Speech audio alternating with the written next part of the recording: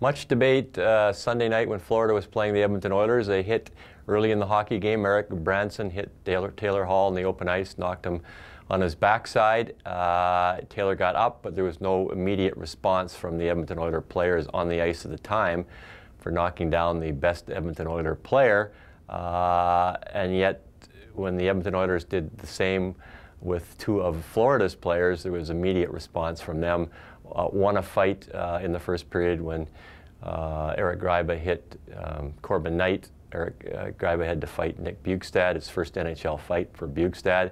Later in the game, Matt Hendricks took a large run at Aaron Ekblad, last year's Rookie of the Year, and after he'd done that and knocked Ekblad down and his helmet popped off, two players chased him down and he ended up fighting one of them, Luke Shaw.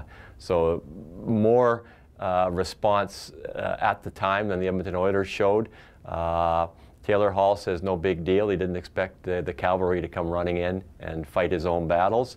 But I think that's been the scab that people have been picking at for years with the Edmonton Oilers, that when their star players get knocked down, there's no response at the time.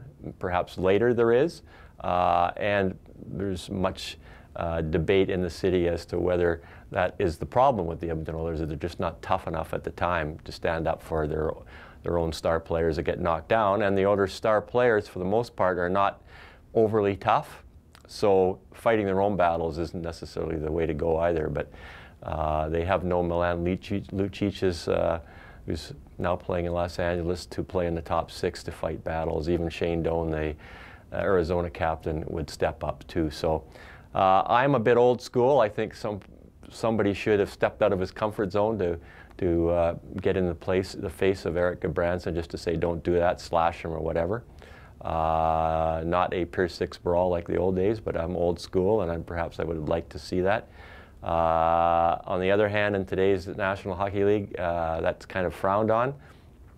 Not very many fights. There's concussion issues, and people don't want to see a lot of fights. So it's a fine line, and the coach, Todd McLellan, stood up for his team and said they got tough enough after the fact.